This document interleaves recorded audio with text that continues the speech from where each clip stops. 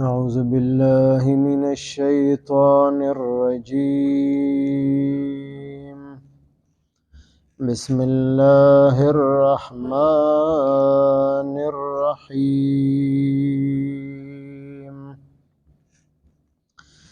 للفقراء الذين أحصروا في سبيل الله لا يستطيعون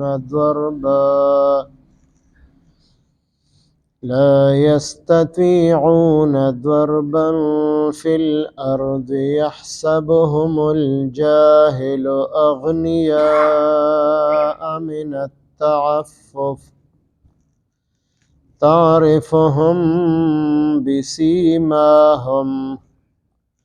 لا يسألون الناس إلحافا وما تنفقوا من خير فإن الله به عليم. الذين ينفقون أموالهم بالليل والنهار سرا وعلانية فلهم أجرهم عند ربهم ولا خوف عليهم ولا هم يحزنون. آمنت بالله صدق الله مولانا العظيم.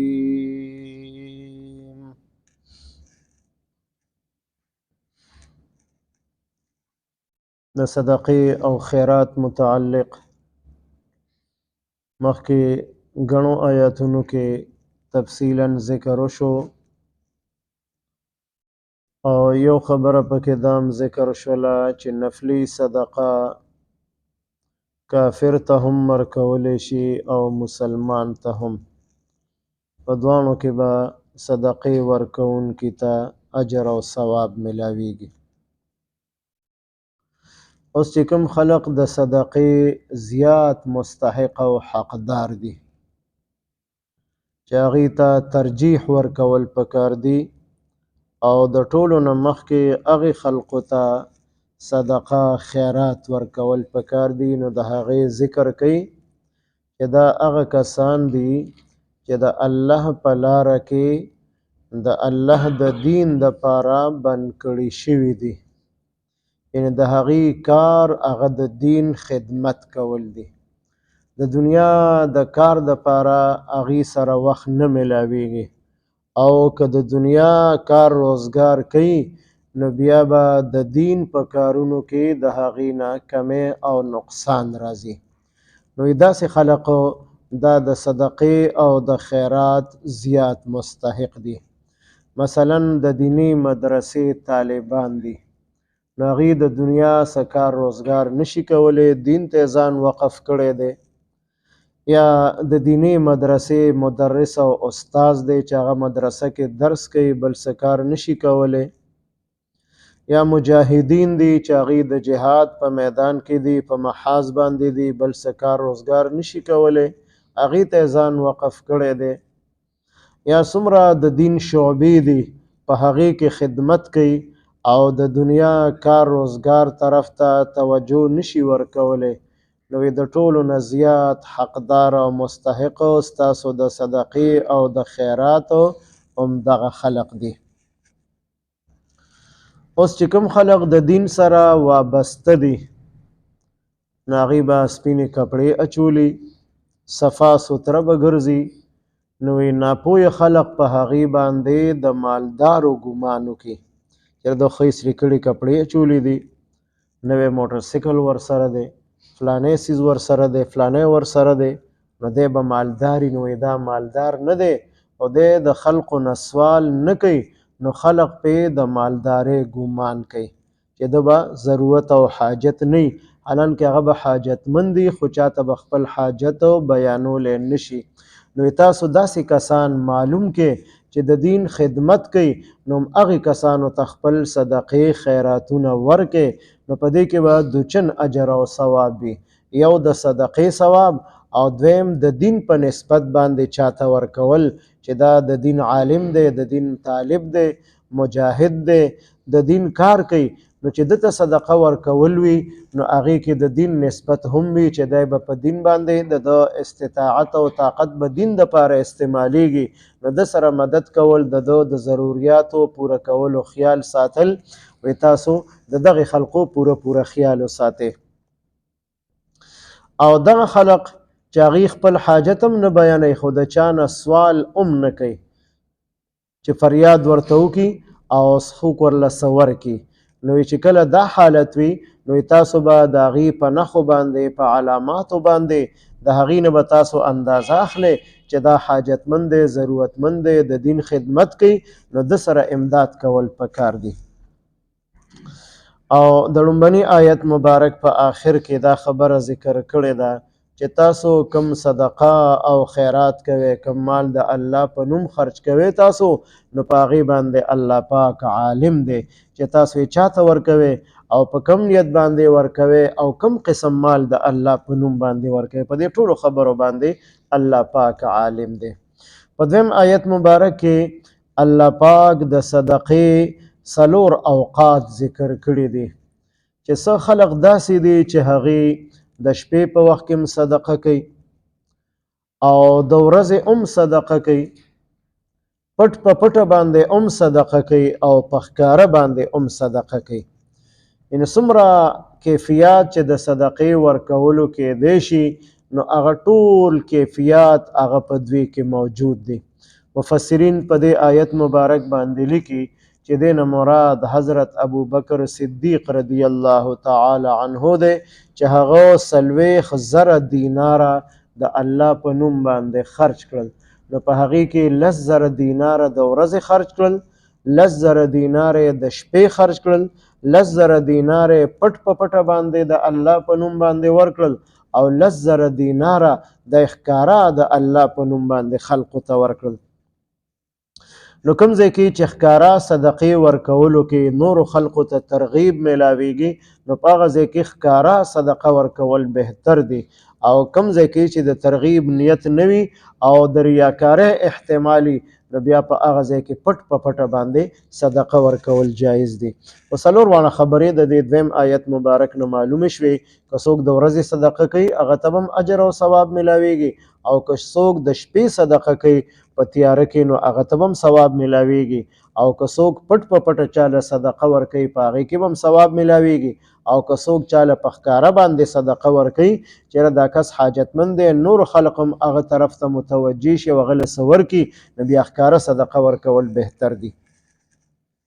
للفقراء الذین صدقه د هغې فقیرانو حق دی او هغې ته ورکول پکار دي احصرو چې هغې بند کړي شوي دي فی سبیل الله د الله پاک په لاره کې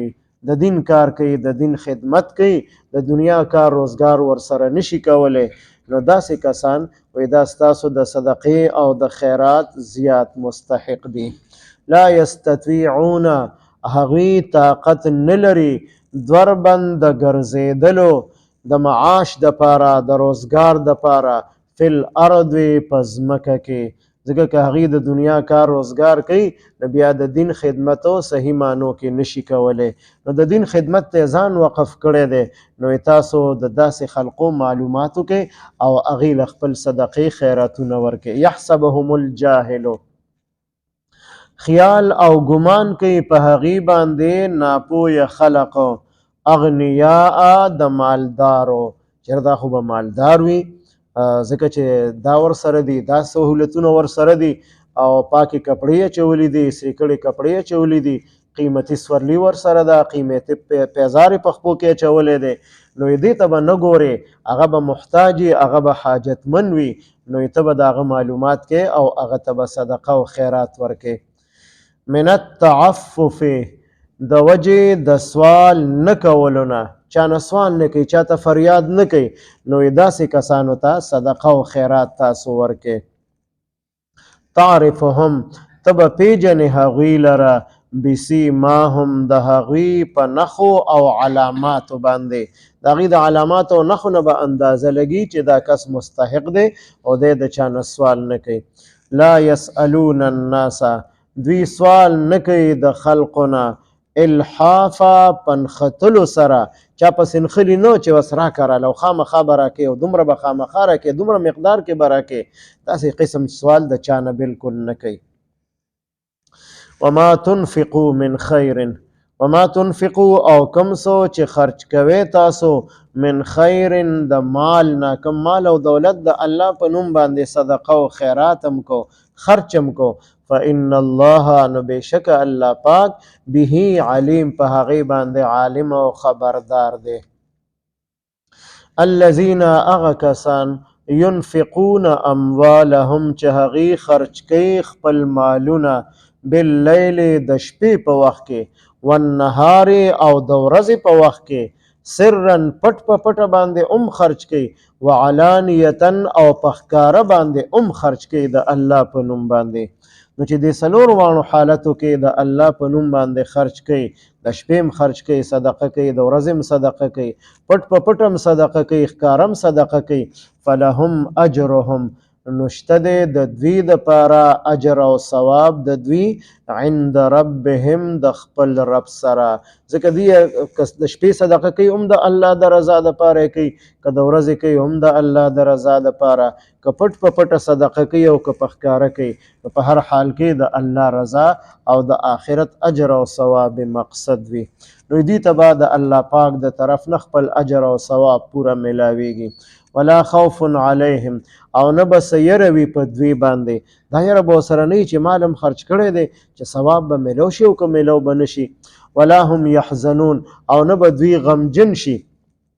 خفه به نشي چې دا مالم ولې خرج کړی دی انسان بعضې وخت کې څه خرچ وکړي نو بیا خفه چې دا مې ولې خرچ وکړو نو دا د الله د رضا دپاره چې څوک خرچ کوي نو هغه په هغې پسې خفه کېږي نه بلکې د الله نه د هغې د بدلې د دنیا او د آخرت امید ساتي للفقراء الذين صدقه د هغې فقیرانو حاجتمند خلق حق دی احصروا فی سبیل الله چې هغې بند کړي شوي دي د الله پاک په لاره کې لا یستطیعون هغې طاقت نه لري ضربا د ګرځېدلو فی الارض په ځمکه کې د معاش دپاره یحسبهم الجاهل خیال او ګمان کوي په دوی باندې ناپوهه خلق اغنیاء د مالدارو من التعفف د وجه د سوال نه کولو نه سوال نه ځان بچ ساتي تعرفهم بسیماهم تب پیجنې دوی په نښو د دوی سره لا یسألون الناس دوی سوال نه کوي د خلقو نه څه غواړي نه الحافا په نښتلو سره په زبردستۍ سره وما تنفقوا من خیر او کم څه چې خرج کوي تاسو د مال نه فإن الله به علیم نو بشک الله پاک په هغې باندې عالم او خبردار دی الذين ينفقون اموالهم هغه خلق چې هغې خرج کوي خپل مالونه باللیل د شپې په وخت کې والنهار او د ورځې په وخت کې سرا پټ په پټه وعلانیتا او په ښکاره باندې هم فلهم اجرهم شته د دوی دپاره اجر او ثواب د دوی عند ربهم د دوی د رب سره ولا خوف علیهم نه به سیره وي په دوی باندې ولا هم یحزنون نه به دوی چرې غمجن شي اللهم صل على سيدنا محمد وعلى آل سيدنا ومولانا محمد وبارك وسلم رب اجعلني مقيم الصلاة ومن ذريتي ربنا وتقبل دعاء ربنا اغفر لي ولوالدي وللمؤمنين يوم يقوم الحساب ربنا اغفر لنا ولإخواننا الذين سبقونا بالإيمان ولا تجعل في قلوبنا غلا للذين آمنوا ربنا إنك رؤوف رحيم ربنا هب لنا من أزواجنا وذرياتنا قرة أعين واجعلنا للمتقين إماما وصلى الله تعالى على خير خلقه محمد وعلى آله وأصحابه أجمعين آمين برحمته.